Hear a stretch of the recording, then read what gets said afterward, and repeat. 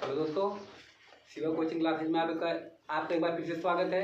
अभी पिछले पार्ट में हम लोगों ने एडजेक्टिव की बात किया, तो एडजेक्टिव को हमने पूरा एक एक पार्ट करके पढ़ा, सब टिपिकल एडजेक्टिव भी पढ़े।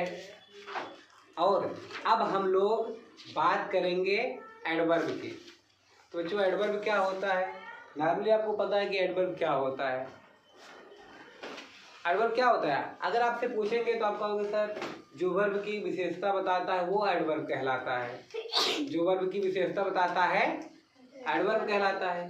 बट जो यहाँ पे जो एडवर्ब होता है हमारा, वर्ब की नहीं बल्कि वर्ब के अलावा और कई ऐसे पार्ट्स ऑफ स्पीच होते हैं जिनकी भी विशेषता ये भी बताता, जैसे एडजेक्टिव की बताता है, ठीक है, वर्ब की बताता है, एडवर्ब की बताता है, ठीक। यानी कि कह दिया जाए तो दो तीन पार्ट को छोड़ दें, तीन पार्ट को ऐसे हैं जो नाउन, प्रोनाउन और इंटरजेक्शन। ये तीन पार्ट ऐसे हैं जिनको अगर छोड़ दिया जाए तो जो हमारा एडवर्ब है वो सभी पार्ट्स ऑफ स्पीच की विशेषता बताएगा। किनको छोड़ के? नाउन, प्रोनाउन और इंटरजेक्शन को छोड़ के। बात समझ में आई बच्चों? तो आइए शुरू करते हैं। Adverb, a word which qualifies each parts of speech except noun, pronoun and interjection. A word which qualifies each part of speech except noun, pronoun and interjection is called adverb. याद रहेगा? Yes, sir. मतलब noun, pronoun और interjection को छोड़ के जो अन्य किसी भी पार्ट की विशेषता बता दे वो क्या है हमारा? अब जरूरी नहीं बताएगी लेकिन बता सकता है। वह शब्द जो नाउन, प्रोनाउन और इंटरजेक्शन को छोड़कर शेष पार्ट ऑफ स्पीच की विशेषता बताता है क्या कहलाता है? एडवर्ब। एडवर्ब को हिंदी में क्या कहते हैं बच्चों? क्रिया विशेषण। ठीक है, तो कुछ एग्जाम्पल के बारे में सीखते हैं। He is very good boy. अब यहाँ पे चलो इसका पोस्टमार्टम करते हैं। ही क्या है बच्चों? सब्जेक्ट है। इज क्या है? क्या है? वर्ब है। ठीक है, क्या है यहाँ पे? और ये वेरी क्या है? यही हमारा क्या है? एडवर्ब है, क्योंकि गुड क्या है? एडजेक्टिव है। और बॉय फिर से क्या आ गया हमारा? ऑब्जेक्ट। ऑब्जेक्ट ग्रुप में क्या है? ये नाउन है। ठीक है, तो वेरी को, गुड को कौन क्वालिफाई कर रहा है? वाह बहुत अच्छा लड़का है। अच्छा को क्या क्वालिफाई कर रहा है? बहुत। वेरी किसको क्वालिफाई कर रहा है? गुड को। तो ये गुड क्या है? गुड हमारा एडजेक्टिव है और ये क्या है हमारा? एडवर्ब। बात समझ में आई बच्चों? अगला देखेंगे। He reads very carefully. He reads very carefully. He reads, वह पढ़ता है बहुत सावधानी से। अब सावधानी को क्वालिफाई कर रहा है। एक्चुअली ये सावधानी क्या है? सावधानी पूर्वक। ये ऑलरेडी क्या है? हमारा एडवर्ब है। और एडवर्ब को क्वालिफाई जो करे वो क्या होता है? एडवर्ब होता है। अभी देखो यहाँ पर किसको क्वालिफाई किया? एडजेक्टिव को। और यहाँ किसको कर रहा है? एडवर्ब को कर रहा है। हमने बताया ना कि कितने को छोड़कर? तीन को छोड़कर सभी पार्ट्स ऑफ स्पीच की विशेषता बता सकता है। यहाँ पर किसको क्वालिफाई कर रहा है बच्चों? एडजेक्टिव की। और यहाँ पर खुद एडवर्ब, एडवर्ब की विशेषता बता रहा है। ध्यान देना, वेरी क्या है? एडवर्ब है। और केयरफुली क्या है? एडवर्ब है। तो केयरफुली की विशेषता कौन बता रहा है? एडवर्ब। यानी एडवर्ब खुद की विशेषता भी बताता है। बात समझ में आई? नेक्स्ट देखेंगे बच्चों। He reads carefully. अब यहाँ पे देखो केयरफुली किसकी विशेषता बता रहा है? वर्ब की। किसकी विशेषता बता रहा है? और ये क्या हो जाएगा? एडवर्ब हो जाएगा बच्चों। ठीक है, बात समझ में आई? वह सावधानी से, ये ध्यान पूर्वक पढ़ता है। पढ़ने की विशेषता क्या है भाई? ध्यान पूर्वक पढ़ता है। तो पढ़ना क्या है? वर्ब है। वर्ब की विशेषता बताए वो क्या है? एडवर्ब है। तो यहाँ पे किसकी विशेषता बताया? एडजेक्टिव। यहाँ पे एडवर्ब, यहाँ पे verb. I came here just often he had gone. यहाँ पे बच्चों ऑफन है कंजंक्शन। क्या है? यह है कंजंक्शन। और कंजंक्शन की विशेषता ये बता भाई, कह रहा आई केम हियर, मैं यहाँ आया, just often he had gone, जैसे ही वह गया, जैसे ही वह गया वैसे ही मैं। तो ये जस्ट क्या है? हमारा एडवर्ब है। और किसकी विशेषता बता रहा है? कंजंक्शन की। हमने 4 एग्जाम्पल लिया और चारों में ये अलग अलग की विशेषता बता रहा है। यानी कि क्या कह सकते हैं? एडवर्ब हमारा वो शब्द है जो पार्ट्स ऑफ स्पीच में एक से अधिक की विशेषता बताता है। बात समझ आई? यहाँ तक कि पूरे सेंटेंस की विशेषता बता देता है। ये कई कंडीशन में ये नाउन और प्रोनाउन की भी विशेषता बता देता है। बात समझ में आई? लेकिन नॉर्मली नाउन, प्रोनाउन और इंटरजेक्शन को छोड़ के किसी की भी विशेषता बताता है, वो क्या होता है? हमारा। बात समझ में आई? ठीक है, आइए बच्चों देखते हैं काइंड्स ऑफ एडवर्ब। बच्चों अगर हम काइंड्स ऑफ एडवर्ब की बात करेंगे तो हमारा काइंड्स ऑफ एडवर्ब 3 प्रकार का होता है। कितने प्रकार का बच्चों? 3 प्रकार का होता है। फिर उसमें हम फिर डिफाइन करेंगे कौन कितने प्रकार का होता है। तो काइंड्स ऑफ एडवर्ब की बात कर रहे हैं तो ये 3 प्रकार के होते हैं, प्रमुख रूप से निम्नलिखित 3 प्रकार के। पहला सिंपल एडवर्ब। सिंपल मतलब होता है साधारण या सरल। तो सरल क्रिया विशेषण। और उसके पश्चात दूसरा है इंट्रोगेटिव एडवर्ब। इंट्रोगेटिव आपको पता है, प्रश्नवाचक, प्रश्नवाचक क्रिया विशेषण। और तीसरा है रिलेटिव एडवर्ब, संबंधवाचक क्रिया। तो आज लोग पहले की बात कर रहे हैं सिंपल एडवर्ब। पहली हेडिंग हमारी क्या पड़ेगी बच्चों? सिंपल एडवर्ब की बात करेंगे। तो सिंपल एडवर्ब की बात करते हुए हम देखेंगे कि सिंपल एडवर्ब में कौन कौन आता है। नॉर्मली सिंपल एडवर्ब बच्चों वे शब्द आते हैं जिनके द्वारा हमें समय मतलब टाइम, स्थान यानी प्लेस, मैनर मतलब होता है तौर तरीका, डिग्री आपको पता ही है, आपने डिग्री पढ़ा भी, ठीक है, डिफरेंट टाइम में डिग्री की बात। और फ्रीक्वेंसी मतलब होता है बच्चों लगातार जो पुनरावृत्ति की बात दिखाता है। पुनरावृत्ति बार बार आए या अगेन अगेन अगेन फिर से कोई चीज़ दोहराए। फ्रीक्वेंसी मतलब दोहराना होता है। यहाँ पे पुनरावृत्ति की बात कर रहा है। काज कारण होता है।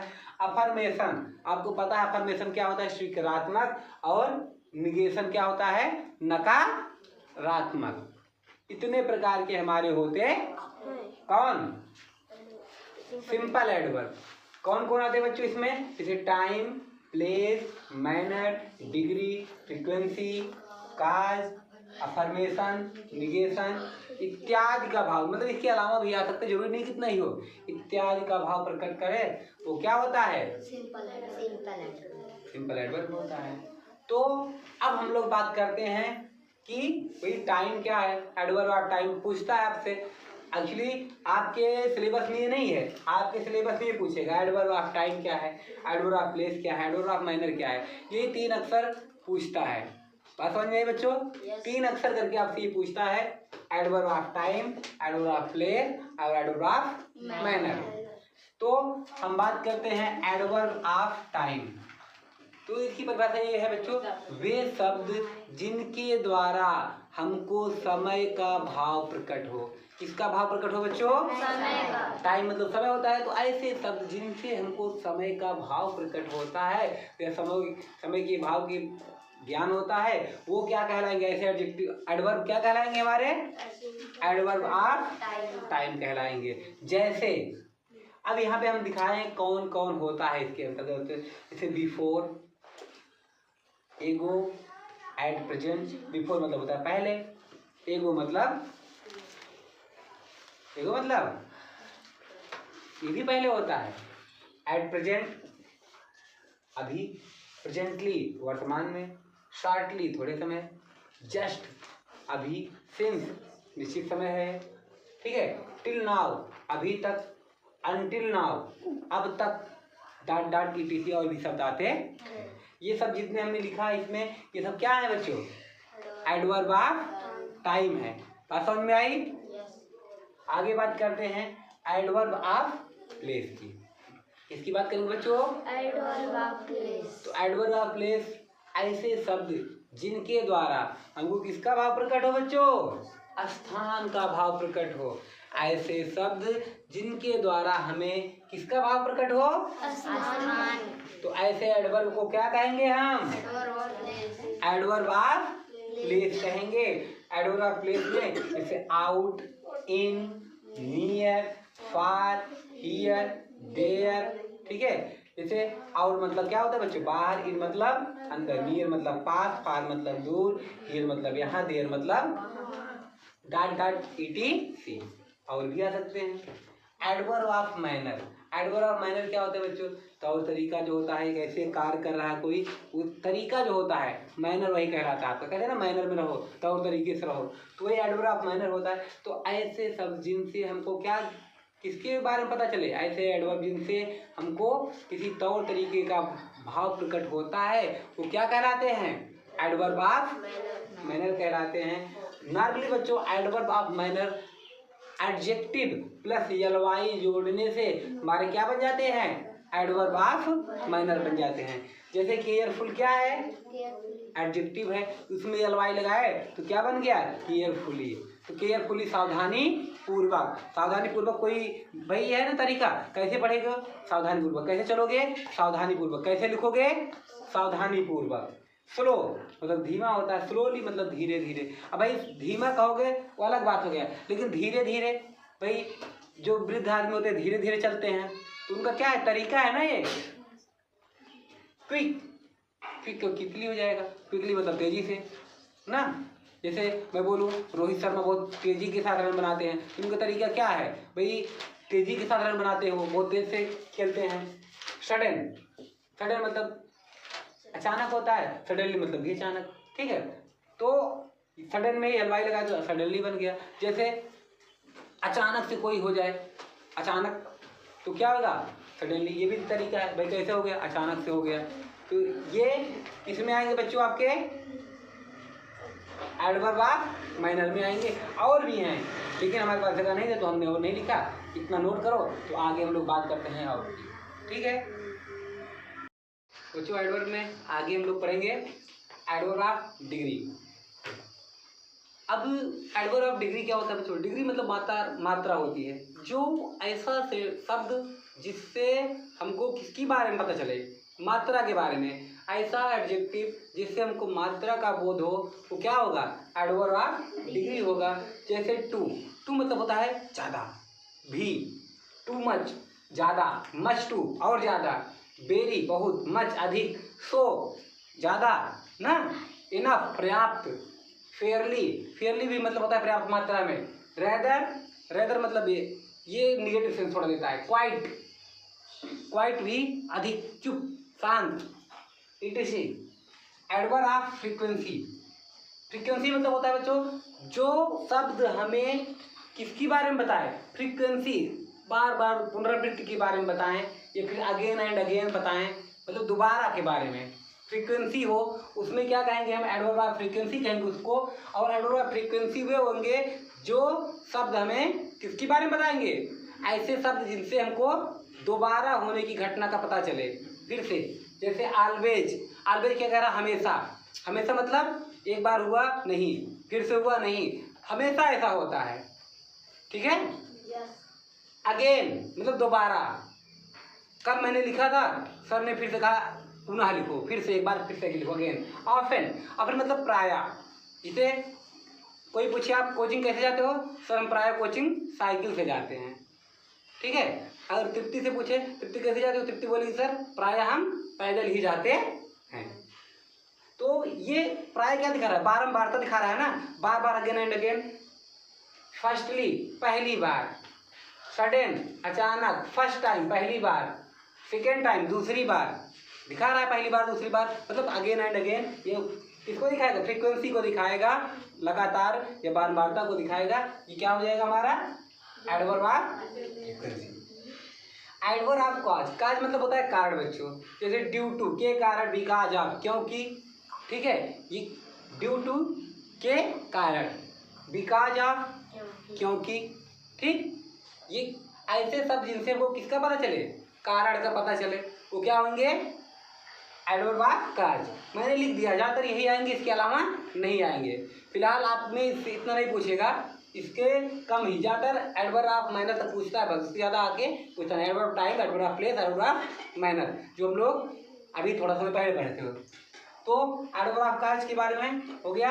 एडवर्ब ऑफ अफर्मेशन, अफर्मेशन मतलब होता है बच्चों सकारात्मक।